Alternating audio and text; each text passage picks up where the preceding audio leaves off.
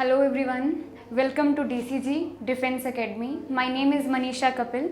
As बच्चे in the last video we have discussed about structure of an atom and we have completed only one part, that is Dalton's atomic theory. In this topic today we will discuss about three subatomic particles, that is about electron, proton and neutron. So let us start. आपके सामने board पे एक मैंने representation बनाई हुई है. किस चीज़ का रिप्रेजेंटेशन है, ऊपर टॉपिक भी मेंशन है आपके सामने, discovery of an electron. Last video में अगर आपने नहीं देखी है अभी तक then please go to our channel DCG academy. वहाँ पे जाके आप ओपन करेंगे, केमिस्ट्री का एक लेक्चर वहाँ पे अपलोड हो रखा है, उसमें हमने डाल्टन की थ्योरी ही डिस्कस की है. वहाँ पे अगर आप देख लोगे एक बार तो आपको इस टॉपिक में कोई कन्फ्यूजन नहीं रहेगी, क्योंकि लिंक मिल जाएगा आपको. कैथोड रे ट्यूब एक्सपेरिमेंट की सामने डायग्राम विजिबल है, लेकिन ये एक्सपेरिमेंट किस में पढ़ने वाले हैं हम. लास्ट वीडियो में मैंने ये भी बताया था कि जब भी हम एटम के बारे में बात करते हैं तो एटम में 3 फंडामेंटल पार्टिकल्स हैं, इलेक्ट्रॉन, प्रोटॉन, न्यूट्रॉन. जब हम आपको याद होगा पुराने टाइम में जो black and white TV use होते थे उनमें एक ट्यूब यूज़ होती थी, that is cathode ray tube. ये सेम वही एक्सपेरिमेंट है. एनडीए के एग्जाम में इसके ऊपर डायरेक्टली नेम पे ही क्वेश्चन आ जाता है कि कौन सी ऐसी ट्यूब है या कौन सा ऐसा एक्सपेरिमेंट है जिसपे इलेक्ट्रॉन की डिस्कवरी बेस्ड है. So the name mention here that is cathode ray tube. Start करते हैं बच्चे. आपने इस साइंटिस्ट का नाम सुना होगा कि इलेक्ट्रॉन की डिस्कवरी किन्होंने की है, दैट इज जे थॉमसन. उनका एक्सपेरिमेंट है, उन्होंने कैथोड रे ट्यूब एक्सपेरिमेंट किया. लेकिन आपको भी पता है कि केमिस्ट्री में कोई भी एक्सपेरिमेंट होता है वो एक पर्टिकुलर साइंटिस्ट नहीं करता, बहुत सारे साइंटिस्ट एक ही टॉपिक पे काम कर रहे होते हैं. तो जे थॉमसन ने तो एक्सपेरिमेंट किया, he gave the properties of cathode ray. लेकिन इनसे पहले भी एक साइंटिस्ट ने इन पे एक्सपेरिमेंट किया है. His name is William crooks. ध्यान से सुनना है कि मैं साइंटिस्ट का नेम किस सीरीज में बोल रही हूँ. सबसे पहले साइंटिस्ट का नाम मैंने बोला विलियम क्रूक्स. इन्होंने कैथोड रे ट्यूब का एक्सपेरिमेंट किया जो मैं आपको अभी एक्सप्लेन करूँगी. उसके बाद इन्होंने सिर्फ ये बोल दिया था कि यहाँ पे कोई रेडिएशन प्रोड्यूस हो रही है, उस रेडिएशन को नाम दे दिया था. आपने 2 तरीके से क्वेश्चन को अटेम्प्ट करना है. अगर क्वेश्चन आता है हु डिस्कवर कैथोड रे, तब आप विलियम क्रूक का नाम बोलते हो. लेकिन हु डिस्कवर्ड एन इलेक्ट्रॉन, तब आप जे थॉमसन का नाम बोलते हो. तो स्टार्ट करते हैं एक्सपेरिमेंट. अभी मैं इसको इरेज कर रही हूँ, रीज़न बिहाइंड कि अभी हम देखेंगे कि इन्होंने क्या एक्सपेरिमेंट दिया है. अभी 1 बाय 1 इस एक्सपेरिमेंट या इस एपरेटस को मैं आपको बता रही हूँ. ये जो ट्यूब है बच्चे, जो ग्लास ट्यूब थी, that is known as discharge tube, जो कि बोर्ड पे लिखा है, जिसके अंदर सारा एक्सपेरिमेंट होगा. इस ट्यूब को बैटरी से कनेक्ट किया गया है. यहाँ पे है नेगेटिव टर्मिनल, यहाँ पे है पॉजिटिव टर्मिनल. जो यहाँ पे मैंने ये जो 2 रोड्स लिए हैं, this is known as cathode as it is connected to the negative terminal of the battery, and this is known as perforated anode. This rod having some type of holes in between it, and this is connected to the positive terminal of this battery. यहाँ पे आपने क्या provide करनी है, high voltage मैंने specially mention भी किया है, 10 to the power 4 वोल्ट. उसके बाद यहाँ पे एक स्क्रीन लगाई है, जो स्क्रीन बच्चे कैसी होती है, फ्लोरेसेंट. अब फ्लोरेसेंट का मीनिंग क्या होता है, काफ़ी बच्चों को ये भी नहीं पता होगा. हमारे पास 2 टर्म्स होती हैं, जैसे एक फ्लोरेसेंट एक होता है फॉस्फोरेसेंट. जो फ्लोरेसेंट है इसका मतलब है कि मान लो कि ये मेरा हाथ है, ये एक स्क्रीन है, इस पर कोई रेडिएशन जा रही है. अगर ये इंस्टेंट शाइन करे, ये एकदम से शाइन करने लग जाए, तो ये स्क्रीन क्या कहलाएगी, फ्लोरेसेंट. चाहे तो पूरी की पूरी शाइन करे या फिर उसके ऊपर कोई स्पॉट ऐसा नज़र आए जो एकदम से शाइन कर रहा है. लेकिन फॉस्फोरेसेंट का मीनिंग होता है कि जब तक उस पर लाइट सोर्स पड़ रहा है तब तक तो वो शाइन नहीं कर रहा, लेकिन जैसे ही लाइट सोर्स वहाँ से रिमूव हो जाएगा वो फिर शाइन करना स्टार्ट करेगा. जैसे कि आपकी रेडियम वाली वॉचेज़ होती हैं, सनलाइट में तो शाइन नहीं करती, आप जैसे ही उसको अंधेरे में लेके जाते हो वो शाइन करने लग जाती है. तो सेम चीज़ यहाँ पे, but this screen is fluorescent. जैसे ही लाइट रेडिएशन पड़ेगी जिसमें कुछ सॉलिड पार्टिकल्स होंगे, यहाँ पे एक आपको स्पॉट नज़र आएगा जो कि ग्रीन कलर का होगा. आप ऐसे भी बोल सकते हो that there will be a या ग्रीन ग्लो, यहाँ पे आपको नज़र आएगा. उसके अलावा यहाँ पे एक वैक्यूम पंप है जो कि यहाँ पे इस ट्यूब को इवैक्यूएट करने के लिए यूज़ होता है, ताकि यहाँ पे बाहर से कोई भी एयर का या गैस का पार्टिकल यहाँ पे एंटर ना कर जाए. किस लिए हमने यूज़ किया है बच्चे, टू मेंटेन लो प्रेशर. मैंने यहाँ पे आपको कहा हम गैसेस को यहाँ पे यूज़ करेंगे। कौन सी गैस अभी बता रही हूँ। कंडीशन आपने याद रखनी है, आपने वोल्टेज कितनी रखनी है, high, that is 10⁴ volt, and आपने प्रेशर कितना रखना है, 10⁻³ mm ऑफ Hg। तो ये आपका टेम्परेचर एंड प्रेशर कंडीशन हो गया। अब गैसेस के लिए भी मैंने यहाँ पे एक पॉइंट मेंशन किया है, आपने कौन सी गैस यूज़ करनी है, इनर्ट गैस। इनर्ट गैस का मीनिंग जो रिएक्ट ना करे। जैसे कि आप पीरियोडिक टेबल देखते हो, लास्ट में नोबल गैसेस होती है, तो उनमें से मैंने एक गैस का नाम लिखा है, दैट इज़ हीलियम, तो आप यहाँ पे हीलियम यूज़ करेंगे। अब पूरा एपरेटस मैं आपको बता चुकी हूँ। जैसे ही पूरा एपरेटस सेट कर दिया, क्या विलियम क्रूक्स ने क्या नोट किया, अगर तो वोल्टेज कम है तो इस एक्सपेरिमेंट में उनको कुछ ज़्यादा जो ऑब्जर्वेशंस है वो नज़र नहीं आई। धीरे धीरे जैसे ही वो वोल्टेज को इंक्रीज़ करने लगे, जैसे घर पे आपके फ़ैन होता है, अगर आप रेगुलेटर 1 पे रखते हो, फ़ैन स्लो स्पीड पे चलता है, उसकी स्पीड बढ़ाते हो, फ़ैन की स्पीड भी बढ़ जाती है। ऐसा ही कुछ यहाँ पे भी नज़र आया। ये सिर्फ एक एग्जाम्पल थी, मैंने आपको रिलेट करने के लिए बताया। अगर आप वोल्टेज को धीरे धीरे इंक्रीज़ करते हो तो धीरे धीरे ये स्क्रीन एकदम से इसके ऊपर स्पॉट आता है जो काफ़ी ज़्यादा ग्लो करता है। अब वो स्पॉट तो नज़र आया, स्पॉट का मतलब है कि यहाँ पे आपको कुछ ऐसी रेडिएशन नज़र आई जो आपको कहाँ से कहाँ ट्रेवल करती हुई नज़र आ रही है, that is from cathode to anode. Radiation कहाँ से कहाँ ट्रेवल कर रही है, कैथोड टू एनोड। अब काफ़ी बच्चे ये बोलते हैं कि जो रेडिएशन है वो यहाँ से यहाँ जा रही है, हमें कैसे पता चलेगा। तो उसके लिए उन्होंने काफ़ी एक्सपेरिमेंट्स भी किए। उन्होंने सिंपल लाइट रेडिएशन के बेसिस पे ये चीज़ कंफर्म कर दी थी कि हमें लगता है कि यहाँ पे जो रेडिएशन है वो कैथोड से एनोड की तरफ जा रही है। ठीक है, यहाँ तक हमारे पास ये पॉइंट क्लियर हो गया। अब एक चीज़ इन्होंने चार्ज के बारे में कुछ नहीं बताया बच्चे, यही इनकी मेजर लिमिटेशन भी है। इन्होंने सिर्फ रेडिएशन की स्पीड के, यहाँ पे रेडिएशन की डायरेक्शन के बारे में कंफर्म कर दिया था। आप खुद सोचो, आप क्या करते हो, जैसे आप यहाँ पे खड़े हो, आपका यहाँ पे जो इमेज बन रहा है वो बैक साइड पे बन रहा है, तो ऑब्वियस ही बात है कि रेडिएशन फ्रंट साइड से आ रही होगी। आप सनलाइट में खड़े होते हो, जो सनलाइट के सामने खड़े हो, तो वैसे आपकी शेडो बैक साइड पे बनती है। तो आपको एक चीज़ कंफर्म हो जाती है कि जो लाइट की डायरेक्शन है वो फ्रंट साइड से है। तो सेम चीज़ यहाँ पे भी कुछ है। यहाँ पे जो परफोरेटेड यूज़ किया गया है, इसके पीछे भी एक रीज़न है।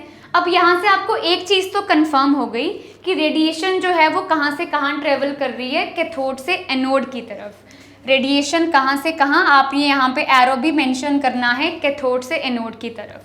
चलो इतना पॉइंट क्लियर है। और ये रेडिएशन, क्योंकि यहाँ पे सॉलिड सोर्स जो है वो कैथोड है, जो कि एक मेटल है, आपको पता होना चाहिए इलेक्ट्रोड्स दो तरह के होते हैं, one is cathode, one is anode. या तो ये दोनों ग्रेफाइट से बनते हैं जो कि एक एलोट्रोप है कार्बन का, या फिर ये किसी मेटल से बनते हैं। और आपको भी पता है मेटल हमेशा क्या बिहेव करती हैं, like reducing agents, they want to lose electrons. अब अगर आप इतना हाई वोल्टेज यहाँ पे प्रोवाइड कर दोगे तो जो यहाँ पे मेटल है ये अपने इलेक्ट्रॉन्स को डोनेट करेगी। या फिर आप ऐसा भी बोल सकते हो कि जो यहाँ पे गैस प्रेजेंट है, जैसे हमने यहाँ पे हीलियम गैस ली है, हीलियम गैस को आपने दो कंडीशंस प्रोवाइड की है, high voltage and low pressure. इन दोनों कंडीशंस पे जो यहाँ पे गैस है बच्चे वो आयोनाइज कर जाएगी। जैसे कि फॉर एग्जांपल मान लीजिए कि आपने हाइड्रोजन गैस ली है, अगर आप इसको हाई वोल्टेज दे रहे हो, लो प्रेशर दे रहे हो, तो ये क्या करेगा, ये अपने प्रोटॉन में चेंज हो जाएगा और इसके दो इलेक्ट्रॉन बाहर रिमूव हो जाएंगे। अगर मैं एक हाइड्रोजन के बारे में लिखती हूँ, दैट इज एक हाइड्रोजन के ऊपर पॉजिटिव और एक इलेक्ट्रॉन रिमूव हो जाएगा। अब ये चीज़ें चार्ज के बारे में एक्चुअली में विलियम क्रूक्स ने कुछ नहीं बताया, उन्होंने सिर्फ लाइट रेडिएशन कहाँ से कहाँ स्क्रीन शाइन कर रही है इतने पे ख़त्म कर दिया। फिर हमारे नेक्स्ट साइंटिस्ट आएंगे जिनका नाम मैंने आपको अभी बताया, that is J Thomson. J Thomson ने बच्चे क्या चीज़ कही आपके सामने कि जो उन्होंने रीड किया या ऑब्जर्व किया जो ये रेडिएशन है उनकी प्रॉपर्टीज़ को, जैसे ये जो चार्ज वाला कंसेप्ट है ये भी इन्होंने ही बताया। अब मैं यहाँ पे कुछ प्रॉपर्टीज़ बता रही हूँ आपको। सबसे पहली प्रॉपर्टी जो जे थॉमसन ने बताई इन रेडिएशंस की जो यहाँ से यहाँ की तरफ जा रही हैं, सबसे पहला पॉइंट उन्होंने कहा that they travel in straight line.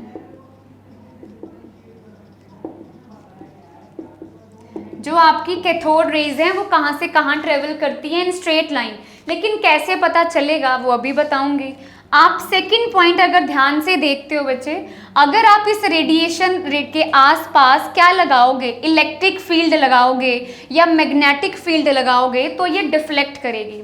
आप खुद सोचिए, मान लो कि मैंने यहाँ पे इलेक्ट्रिक फील्ड लगा दी, एक प्लेट पे पॉजिटिव चार्ज है, एक प्लेट पे नेगेटिव है, और यहाँ पे कौन ट्रेवल कर रहा है, आपकी कैथोड रे। ये धीरे धीरे रेडिएशन बच्चे किसकी तरफ डिफ्लेक्ट हो गई, पॉजिटिव की तरफ। अब यहाँ पे अगर पॉजिटिव है तो ये पॉजिटिव के पास तो नहीं जाएगी, जैसे आपको पता है कि same charges repel each other and different charges या opposite charges attract each other. तो अगर ये प्लस की तरफ जा रही है तो इस पे कौन सा चार्ज होगा, नेगेटिव। और इस नेगेटिवली जो चार्ज है, ये जो रेडिएशन पे माइनस चार्ज है, इसको जो थॉमसन ने नाम दिया था बच्चे, दैट इज नेगेट्रॉन्स। काफ़ी बच्चों को ये चीज़ नहीं पता होगी, इसीलिए मैं आपको बता रही हूँ। इस पे जो नेगेटिव चार्ज था इस रेडिएशन पे, उसको क्या नाम दिया गया था, दैट इज नेगेट्रॉन्स। अब थर्ड पॉइंट में अगर बात करती हूँ कि ये जो, जैसे मैंने कहा कि इलेक्ट्रिक फील्ड में ये डिफ्लेक्ट कर रही हैं, सिमिलरली बच्चे ये डिफ्लेक्ट करती हैं in the presence of magnetic field. अब एक चीज़ खुद देखो बच्चे, अगर मैं आपको एक छोटी सी एग्जांपल देती हूँ, अगर मैं यहाँ पे रेडिएशन की ये एरोस को रिमूव करके यहाँ पे कोई वुडन ब्लॉक रख देती हूँ, उस टाइम पे जो वुडन ब्लॉक रखा था वो जैसे क्रिश्चियंस का साइन होता है ना प्लस, वैसा ही यहाँ पे एक उन्होंने वुडन ब्लॉक रखा था। अगर आप इस वुडन ब्लॉक को इसके बीच में रखोगे तो ऑब्वियस सी बात है कि रेडिएशन प्रॉपरली आगे ट्रेवल नहीं कर पाएगी। और इसकी जो शेडो थी वो इस जो ये स्क्रीन है इस पे आपको विजिबल हुई थी। आपको कहने का मतलब है जो थॉमसन ने एक्सपेरिमेंट किया था, तो यहाँ से उनको एक चीज़ कंफर्म हुई थी कि अगर वो वुडन ब्लॉक को हटा देते हैं तो स्क्रीन पे प्रॉपर शाइन हो रहा है, अगर वो वुडन ब्लॉक को दोबारा से रख देते हैं तो कहीं ना कहीं इसकी जो शेडो है, जहाँ पे रेडिएशन नहीं पहुँच रही है वहाँ पे यहाँ पे इसकी शेडो दिखाई देती है। Clear this thing. उसके बाद और आपको क्या याद रखना है, मैग्नेटिक फील्ड की प्रेजेंस में यहाँ पे जो रेडिएशन है वो कैसे बिहेव कर रहे थे। जैसे मान लो बच्चे कि हमारे घर में फ़ैन होता है, मैं टॉर्च से लेके, टॉर्च को मैं ऑन करती हूँ, फ़ैन पे मारती हूँ, क्या वो फ़ैन घूमने लगेगा? नहीं घूमेगा। रेडिएशन में अगर कोई सॉलिड पार्टिकल है वो फ़ैन तभी घूमेगा। अब अगर मैं कोई स्टोन लेती हूँ, पत्थर लेती हूँ, फ़ैन पे जाके गिराती हूँ तो फ़ैन मूवमेंट शो करेगा। कोई भी चीज़ मूवमेंट तभी करेगी अगर उसमें कोई सॉलिड पार्टिकल जाके स्ट्राइक करता है। तो थॉमसन ने क्या कहा था कि अगर वो यहाँ पे रेडिएशन के आसपास मैग्नेटिक फील्ड लगाते हैं तो जो ये पार्टिकल्स हैं वो कहीं ना कहीं रोटेट करना स्टार्ट कर देते हैं। रोटेट करेंगे, यहाँ पे जैसे ये वुडन ब्लॉक है ये रोटेट करना स्टार्ट करेगा क्योंकि यहाँ पे रेडिएशन के अंदर कोई सॉलिड पार्टिकल्स हैं। उन सॉलिड पार्टिकल्स को नाम दिया था नेगेट्रॉन्स। अब मैं इन दोनों को कंबाइन करके बता रही हूँ। जो रेडिएशन यहाँ से कैथोड से निकली, that radiations contain some charged particles, that कौन सा चार्ज था उन पे, negative charge particles, and Thomson gave the name negatrons to that particles. तो ये चीज़ हमें याद रखनी है। अब जो हम नाम पढ़ते हैं वो पढ़ते हैं हम इलेक्ट्रॉन, लेकिन जो इलेक्ट्रॉन नेम था बच्चे वो एक्चुअली में इन्होंने नहीं रखा था, थॉमसन ने। उनके लिए एक साइंटिस्ट है जिनका नाम है स्टोने। आपने सुना होगा इनका नाम पहले। स्टोने ने नाम चेंज करके रखा था इसका इलेक्ट्रॉन। तो ये मैंने आपको 2-3 पॉइंट्स बताए। अभी मैं एक यहाँ पे लिख रही हूँ जो एग्जाम में पूछा जाता है, specially for defence exams. Give me 1 minute. Cathode ray की प्रॉपर्टीज़ यहाँ पे लिख रही हूँ जो एग्जाम में डायरेक्टली आती हैं बच्चे, और इवन के आप ऐसे मान के चलो कि 2-3 सालों के बाद जो एग्ज़ाम होता है उसमें ये प्रॉपर्टीज़ आपको देखने को मिलेंगी। सबसे पहली प्रॉपर्टी आपने लिखा था, these radiations travel in straight line. कैसे ट्रेवल करती हैं? स्ट्रेट लाइन में। सेकंड, वो कैसे पता चला था हमें? चार्ज के बेसिस पे, मैग्नेटिक फील्ड के बेसिस पे या इलेक्ट्रिक फील्ड के बेसिस पे। नेक्स्ट हमारे पास जो पॉइंट है वो भी आप याद रखोगे बच्चे कि इन पे कौन सा चार्ज है, negative charge. Negatively charge particles बोल देते हैं जिनको नेगेट्रॉन्स कहा, कंबाइन करके लिख रही हूँ। डिफ्लेक्ट करेंगे in the presence of electric and magnetic field.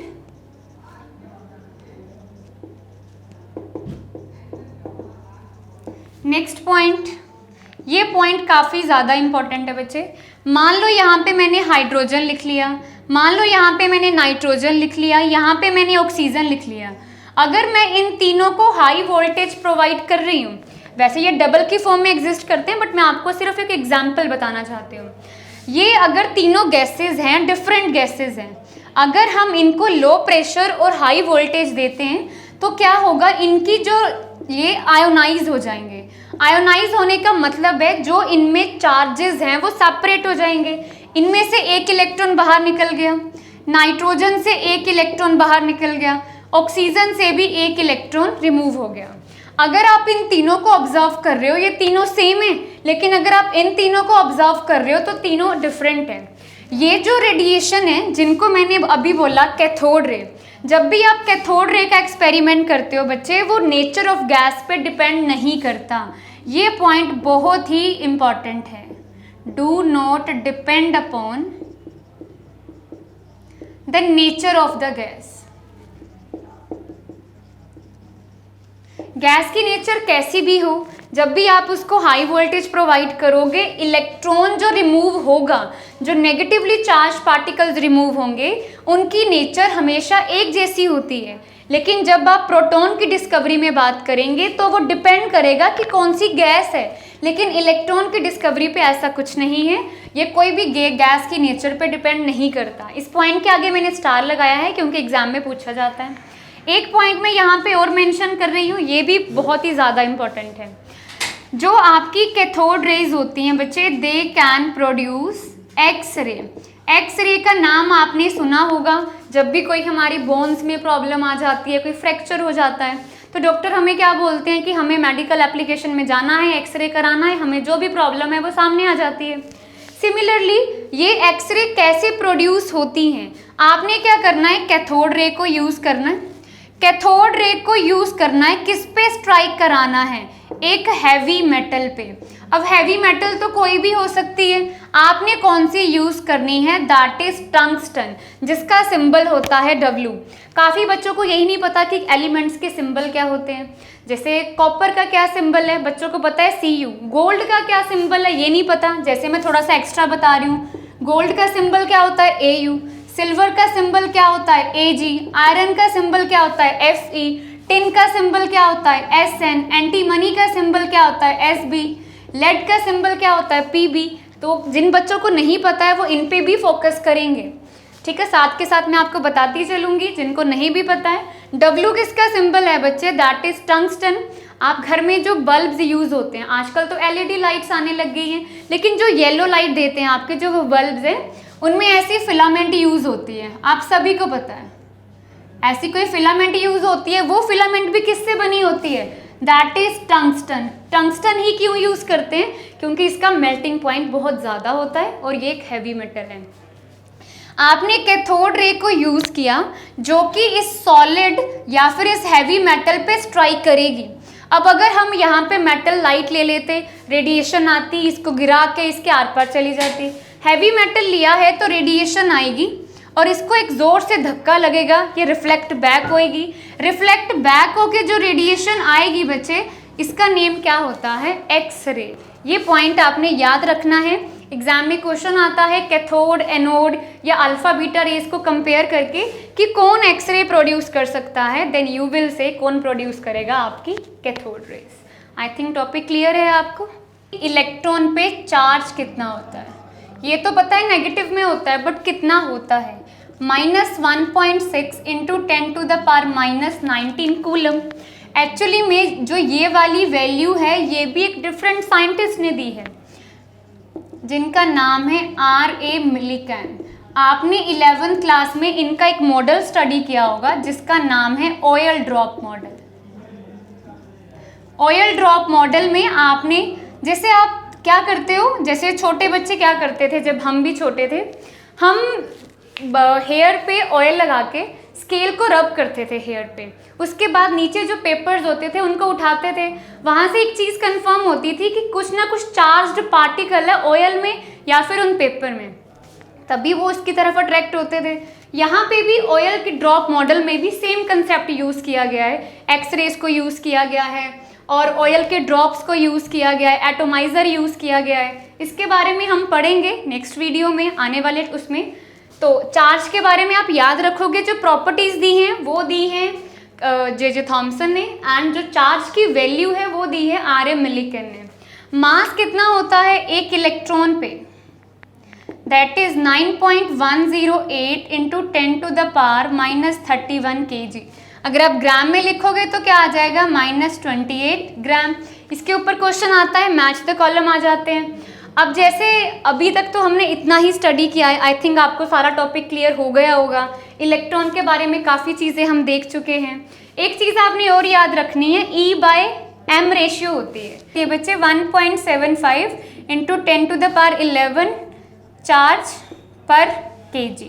ये 3 वैल्यूज़ आपने डायरेक्टली लर्न करनी है। कहाँ से आई कहाँ से नहीं आई वो भी हम देख लेंगे। अगर आप मेरे को वीडियो के नीचे मेंशन करते हो कि आपको डिटेल वीडियो चाहिए, देन इन तीनों के बारे में भी मैं आपको 1 बाय 1 एक्सप्लेन करूँगी।